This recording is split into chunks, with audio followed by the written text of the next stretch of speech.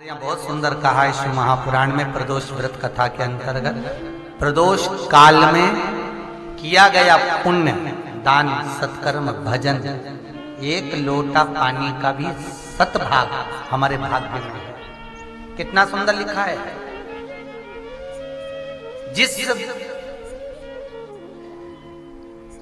व्यक्ति के रीढ़ की हड्डी में परेशानी हो या रीढ़ की हड्डी तकलीफ दे रही हो, पीठ का भाग तकलीफ दे रहा हो, डॉक्टर बोल रहे हो गुर्जा खसक गया या कोई क्रम मान लो कोई मस्तिष्क से जुड़ी बीमारी हो, ट्यूमर हो गया हो, कोई कुछ हो गया हो, गांठ पड़ गई हो मस्तिष्क के अंतर्गत, तो शिव महापुराण की कथा कहती है प्रदोष के दिन, जिस दिन मंगलवार की भौम प्रदोष का दिन हो महाराज, प्रदोष काल में प्रदोष के दिन शंकर भगवान को बीले का गुर्दा, जो बीला होता बील फल का अंदर का गुर्दा भाग शंकर के शिवलिंग पर प्रदोष काल में मल दिया जाए। मलने के बाद थोड़ी देर बाद उसको उठा लिया जाए, शिव जी का अभिषेक पूजन स्नान करा दिया जाए, पूजन स्नान आदि सब कराकर दियाबत्ती लगाकर भगवान शंकर के मंदिर पर ही बाहर बैठकर उस गुर्दे का थोड़ा सा भाग मुख में पालो,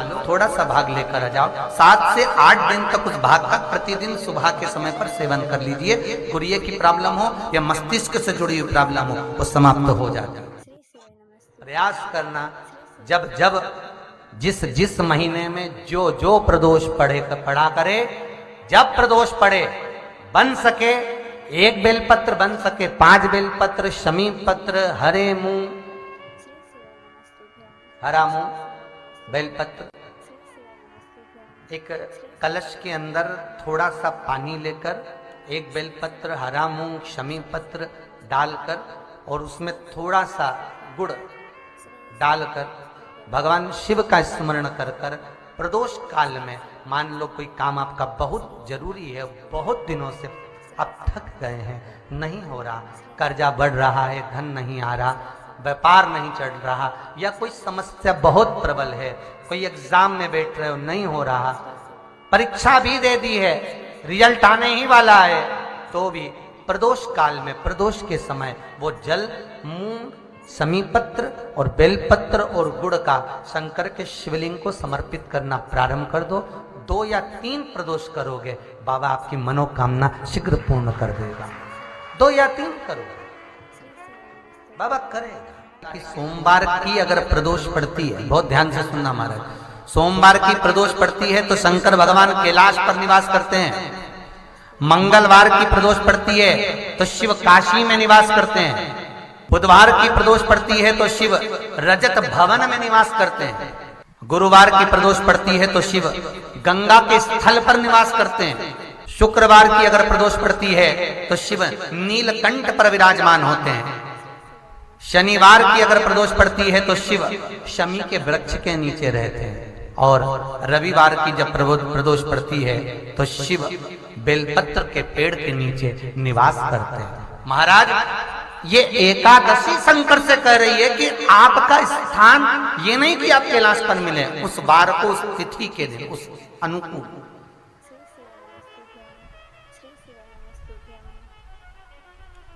हमारे यहाँ कहते हैं सोमवार की जो प्रदोष पड़ती है वो इच्छा पूर्ति करती है, मंगलवार की प्रदोष रोग से मुक्ति देती है, बुधवार की प्रदोष कामना की पूर्ति करती है, गुरुवार की प्रदोष शत्रुओं का नाश करती है, शुक्रवार की प्रदोष सुख और शांति देती है, शनिवार की प्रदोष संतान का सुख देती है, और रविवार की प्रदोष जो काम दुनिया में कोई नहीं कर सकता वो अचूक फल की प्राप्ति रविवार की प्रदोष करा देती है। महाराज ऐसी प्रदोषों का नियम वर्णन किया चाहिए। भगवान कहते ठीक है तू थोड़ी देर खड़ी हो। एकादशी सम्मुख खड़ी हुई, पार्वती जी ने जिस अंगुष्ठ का जल पीने के लिए लिया था हाथ में, बस पीने ही वाली थी, शंकर भगवान ने वही हाथ में जल लेकर एकादशी के हाथ में उसको देकर कहा ले, ये मेरे द्वारा निर्मित एक व्रत है जिसे त्रयोदशी के दिन तूने मांगा है, मैं तुझे देता हूँ।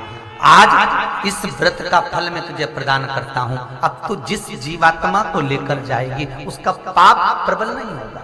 किसी स्त्री पुरुष बालक बुजुर्ग जो भी होगा जिसने प्रदोष का व्रत करा होगा वो जीवात्मा को तू किसी फल की कामना से नहीं स्वतः ही लेकर चली जाए, उसमें कोई कामना नहीं रहे। बन सके जीवन में 11 प्रदोष या 26 प्रदोष करने के बाद आप उसका उद्यापन कर कर विराम भी दे सकते, पर जीवन में एक बार प्रदोष का व्रत मौका मिले, जिस कामना से जिस दिन का भाव आपके मन में आए कि मुझे रोग से मुक्ति पाना है तो ये प्रदोष मुझे करना है, मैं और रोग मुक्ति के लिए हम मंगल जो भी आपके मन में आ रहा है, संतान प्राप्ति के लिए शनिचरी प्रदोष आप उसका स्मरण करें।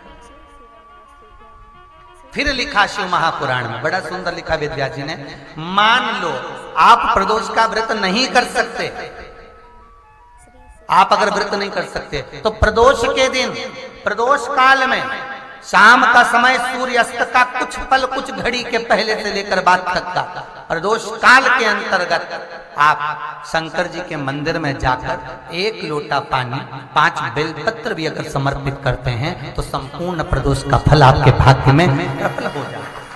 शिव महापुराण में इसका ब्रज रज में बैठकर सर्वेश्वर भगवान कृष्ण की रज में महेश्वर भगवान शंकर की कथा जिनको सुनना है वो सुनेंगे।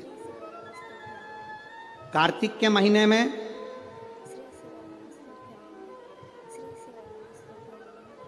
पूर्णिमा से पूर्णिमा के बीच में जो सोमवार पड़े, प्रदोष पड़े, शिवरात्रि पड़े, प्रयास करना, अगर बहुत कष्ट की जिंदगी चल रही हो तो शिवरात्रि, प्रदोष और जितने सोमवार पड़ रहे हो कार्तिक में 4-5 जो सोमवार पड़े उसमें एक बेलपत्र अशोक सुंदरी वाली जगह पर और शमी पत्र देवाधिदेव महादेव के ऊपर, ये 2 जगह पर अवश्य चढ़ा।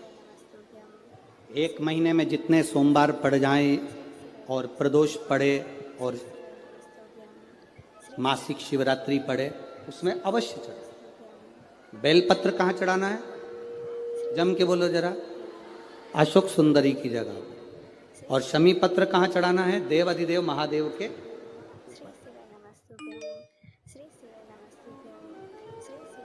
एक बार चढ़ाकर देखो,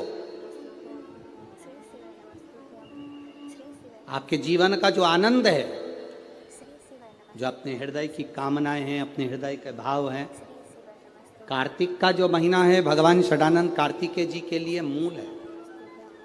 इस षडानंद कार्तिकेय जी ने जब तारकासुर का संहार किया था, तारकासुर को जब मार दिया था तो 33 कोटि देवताओं ने षडानंद कार्तिकेय जी को वर प्रदान किया।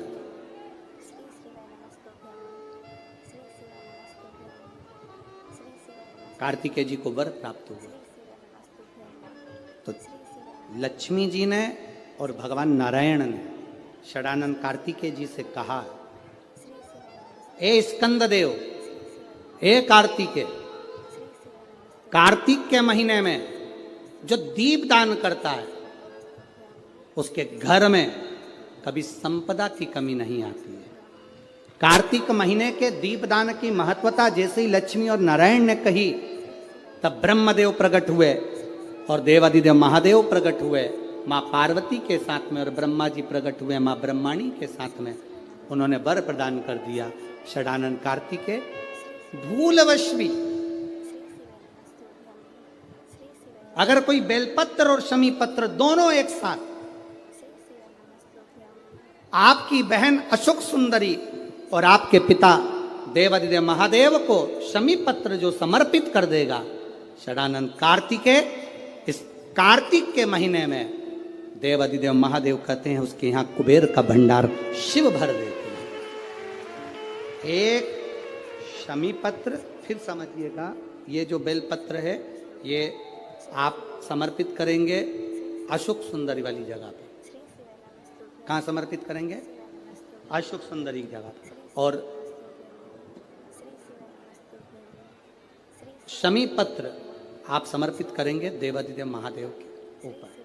बस इसमें एक चीज का स्मरण अपने को करना है, जब अपन अशोक सुंदरी की जगह पर बेलपत्र चढ़ाएंगे तो ये डंडी का जो मुख है ये महादेव के जो खाली स्थान है, खाली वाली जगह उसे ओर होगा।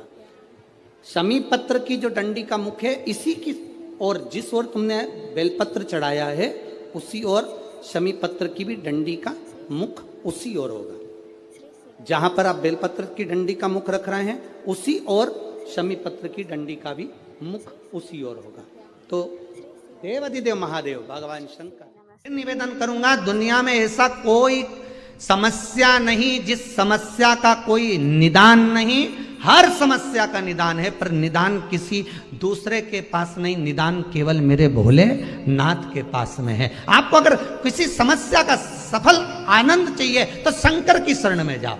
आपको सीहोर आने की भी जरूरत नहीं है, आपको हमसे मिलने की जरूरत नहीं है, आपको पंडित प्रदीप मिश्रा के पास नहीं आना, आपको किसी बाबा जोगी के पास नहीं जाना, आपको किसी के बेल भभूति लेने नहीं जाना, आपको तो शिव के पास जाना।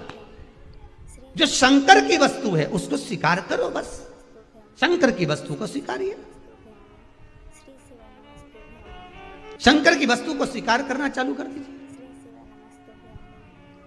अरे भाई, शिव महापुराण की कथा तो यहां तक कहती है,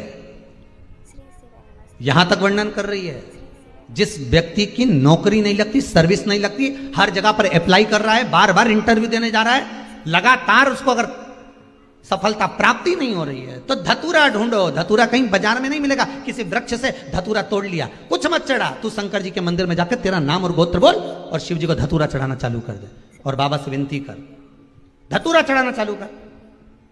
अब धतूरा कोई बहुत कीमती होता है क्या? बहुत पैसे का मिलेगा क्या? कहीं पे भी मिल जाएगा। धतूरा तोड़ और चढ़ा शंकर जी को। रोज नियम बना ले कि एक धतूरा मैं शंकर जी को चढ़ाऊंगा, प्रतिदिन चढ़ाऊंगा, शिव जी से जाकर निवेदन करूंगा प्रतिदिन। शंकर जी की प्रिय वस्तु में धतूरा, बेलपत्र आदि कादि की तो है, क्या है? चढ़ा रोज एक धतूरा, फिर वही धतूरा जिसकी यहां तू इंटरव्यू देने जा रहा है उसी के सिर पे चढ़ गया। जो तूने शिव जी के चढ़ाया वही धतूरा वहां चढ़ा है, तो क्यों चिंता करता है? बच्चे अगर हार रहे हैं, एग्जाम दे रहे हैं, कंपटीशन एग्जाम में बैठ रहे हैं, परीक्षा दे रहे हैं, बहू भी एग्जाम दे रही है, बेटे भी दे रहे हैं, बार बार इंटरव्यू देने जा रहे हैं, हारना नहीं है। शंकर पर विश्वास रखो, भगवान शिव का स्मरण कर कर, शिव का अनुमोदन कर कर, शंकर का भजन कर कर, शिव नाम का स्मरण कर कर जाओ तो सही।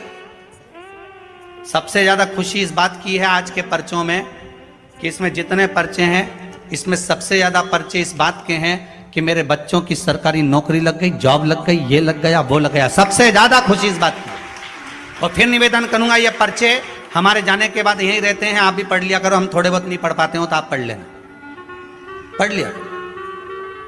खुशी इस बात की है, हिम्मत ना हारिएगा, हारिया ना हिम्मत बिसारिया ना राम।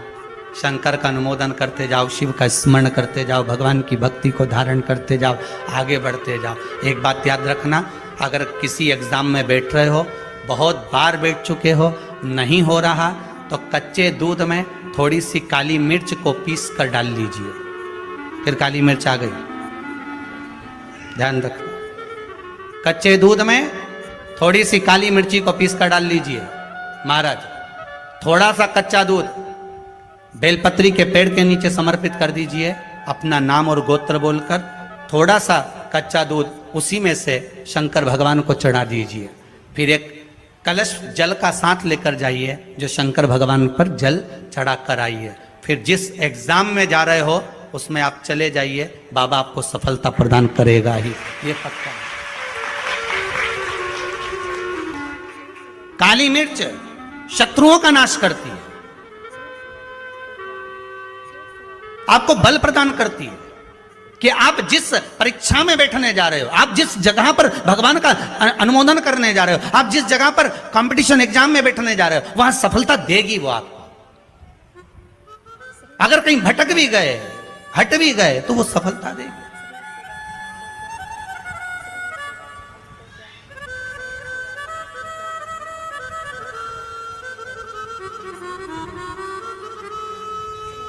अभी कुछ दिन पहले की बात है।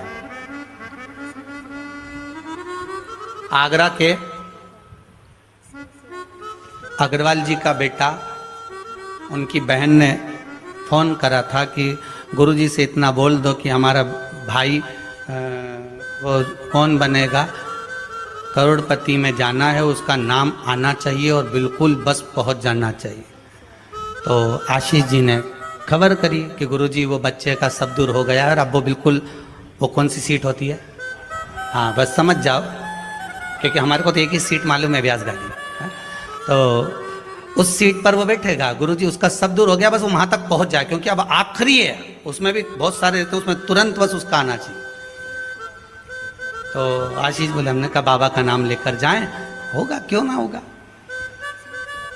पर वहां तक तो पहुंच जाएगा वो। उसके बाद तो आशीष जी ने उनकी बहन को फोन कर कर कहा कि गुरुजी बोल रहे हैं वहां तक तो पहुंच जाएगा। उसके बाद तो कहा, उसके बाद तो मेरा भाई बड़ा, आप चिंता मत करो, बस वहां तक पहुंचा दो। उसके तो हमने कहा आशीष बस बता दो, शिव जी का स्मरण करो, पहुंचो। पहुंच गए।